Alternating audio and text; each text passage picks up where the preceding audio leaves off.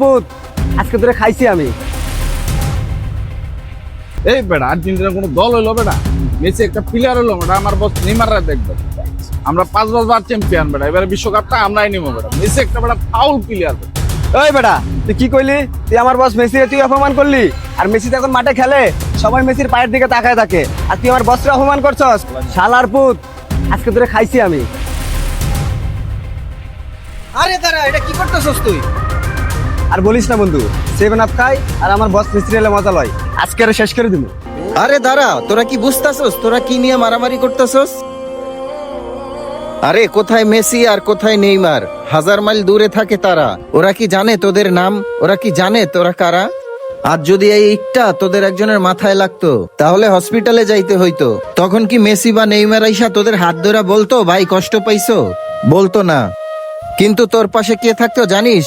এই বন্ধুই থাকতো। ছোটবেলা থেকে তোরা একসাথে স্কুলে গেছিস, একসাথে খেলাধুলা করছিস, একই প্লেটের খাবার দুইজনে ভাগ করে খাইছিস, একজনের বিপদে একজন পাশে দাঁড়াইছিস। কিন্তু আজ একটা খেলা আর একজন খেলোয়াড়ের জন্য তোরা সেই বন্ধুত্ব নষ্ট করে দিবি? বন্ধু শোন, খেলা মানুষকে আনন্দ দেওয়ার জন্য। আর সেই খেলা নিয়ে যদি আমরা ঘৃণা আর মারামারি করি তাহলে তো খেলার সৌন্দর্যটাই নষ্ট হয়ে যায়। জানিস এই খেলা নিয়ে পৃথিবীতে কত মানুষ মারামারি করছে, কত বন্ধুত্ব নষ্ট হইছে, কত পরিবার কাঁদছে, কত মায়ের কোল খালি হইছে, কিন্তু শেষ পর্যন্ত কার লাভটা হইছে? কারো না। মেসি হোক, নেইমার হোক বা রোনালদোই হোক, ওরা সবাই বড় খেলোয়াড়। আর তোর জীবনে সবচেয়ে বড় খেলোয়াড় কে জানিস? যে তোর বিপদে পাশে থাকে, যে তোর সুখে হাসে। আর সেই মানুষটার নামই হচ্ছে বন্ধু। আর একটা খেলোয়াড়ের জন্য নিজের বন্ধুকে হারাইস না। মামা রাগের মাথায় ভুল করে ফেলাইছি, মাফ করে দে।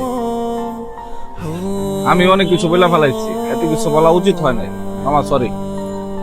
মামা সরি রে। সরি মামা। খেলা থাকুক মাঠে আর বন্ধুত্ব থাকুক হৃদয়ে। একজন খেলোয়াড়কে ভালোবাসুন, কিন্তু তার জন্য কোনো সম্পর্ক নষ্ট নয়। বন্ধুত্ব সবকিছুর ঊর্ধ্বে।